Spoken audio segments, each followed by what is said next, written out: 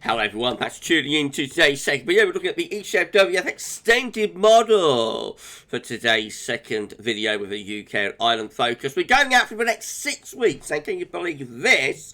It's actually going to get us into the beginning of October. Wow, wow, wow, wow, wow. So I'll get on that for you in a moment. Just to say that first video today was our 6am UK weather forecast. We've got a weekend forecast. Actually, we've got weekend forecast coming up for you in an hour or so time. I'm taking the afternoon off. I'm going to spend the afternoon with my brother and sister-in-law and nephews. So I've been a family time, and a little bit of family time this afternoon. I'm hoping to get back about 6 o'clock, so I may get 10 to 14 day done for you very, very late into the evening, just as a one-off this Saturday. So I'm not sure if I'll be able to get that in or not. So just watch your space. If it doesn't appear, don't be overly surprised, but I might try to get that done, or a very quick look at the chart data, maybe something like that, when I get home. But anyway, please like, share, subscribe. Thank you so much everybody for doing that. Why not drop a comment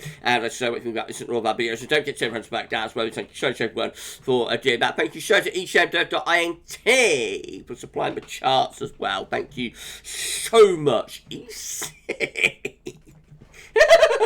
Right, well, let's start off then. So we're going to begin with the week 1 500 millibar. No, we're not. Begin with week 1 means level pressure anomaly. I've only been using these charts in 2020. You can't expect me to know what I'm looking at. No, week 1 is going to be the 21st to 28th of August. Next week, then, we'll have a mid-Atlantic ridge. High pressure is going into the Atlantic and ridging north with a trough of low pressure setting up Scandinavia northeast. That probably gets wind into a cooler northwesterly to northerly. So the high pressure should bring quite a bit of dry weather with it. There shouldn't be any problems with the precipitation side of things, but it might start turning cooler if the wind does indeed get into the north. Excuse me, and into the northeast as well. It actually shows slightly above average temperatures though next week.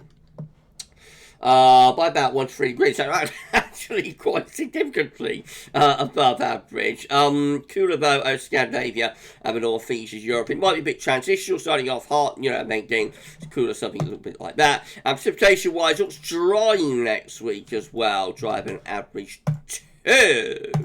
Right, week 2 will be the 28th of August, 4th of September. We go towards lower pressure then, across most parts of Europe actually, and out into the Atlantic as well. Could there still be some residual ridge left just here? It's possible. What about 500 millibar heights? What are they doing? Top of a low pressure sinking southwards through northern Europe, ridge pulling out into the Atlantic. I think that would bring in probably either a west-northwesterly, maybe northwesterly to northerly. The temperature should be cooler here, so we find that the warmer than average temperature going out to our west, actually turning cooler than average to our east. We see near normal precipitation. No, we see near normal temperatures with those things.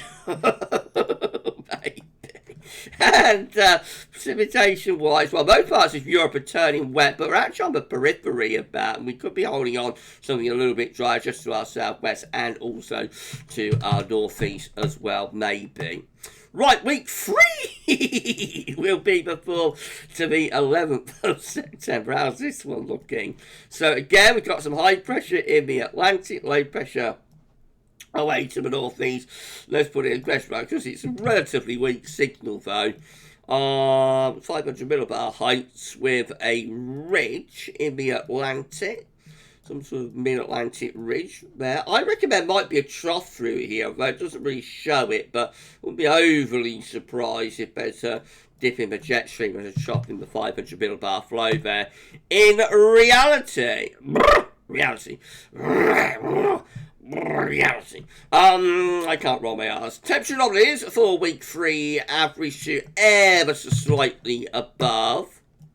Not a big deviation, and not much of a signal for precipitation. It's all starting to get a bit mysterious as early as week 3, really, isn't it? It's a little bit wetter to our north, but very, very weak signals there. Week 4 will be the 11th to the 18th of September. Here we go.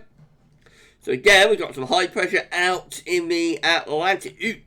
Got some high pressure in the Atlantic.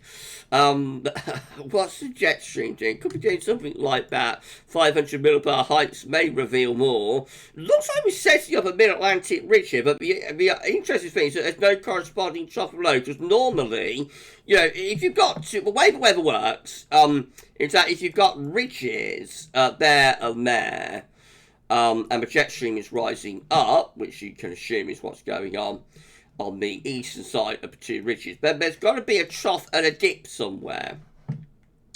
Unless in the age of just for one large high pressure through there, but that would be quite rare to do that. You can do that in September, though, I suppose. But it looks like there should be a dip in the jet stream and a trough of low in this white area, doesn't it? With the jet stream doing something like that. That would make much more sense, wouldn't it?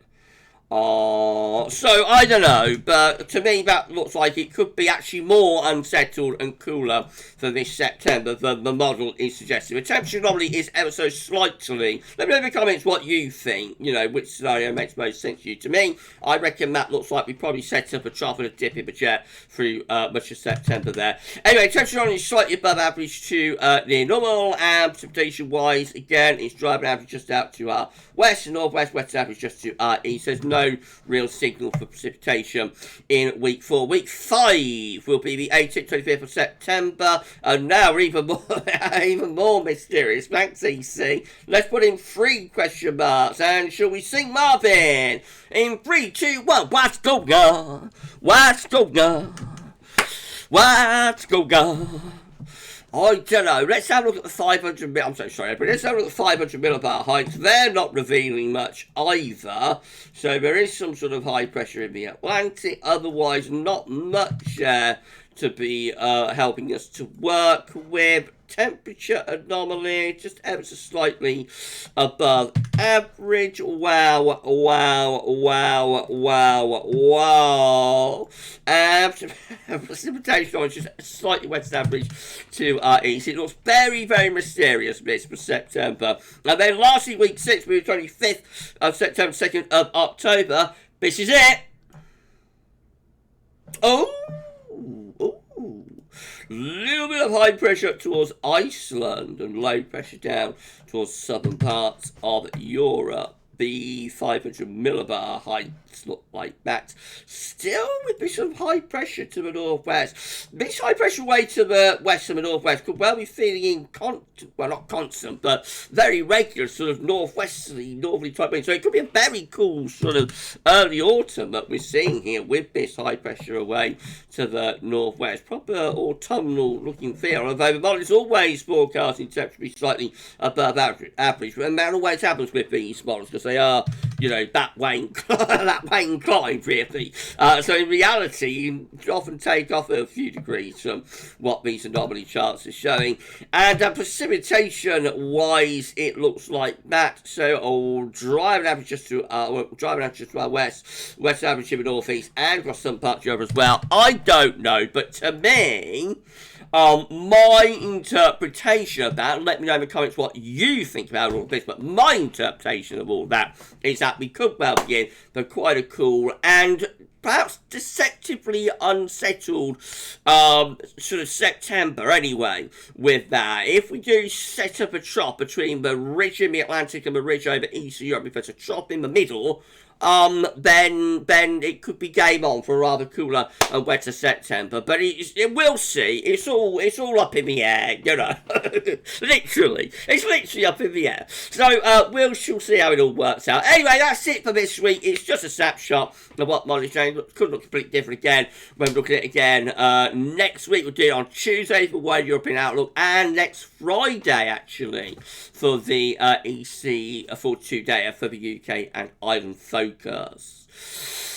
Right, well, that's it. That went all right, didn't it? I'm going to be back shortly with Weekend Podcast. As I say, there may or may not be a 10 to 14 day. I might try and get 10 to 14 day done around 6, 7 o'clock. It's going to be very, very late if I do that. But if it doesn't turn up, then don't be overly surprised. Right, so Weekend Forecast very shortly for the EC42 day. That's all for now.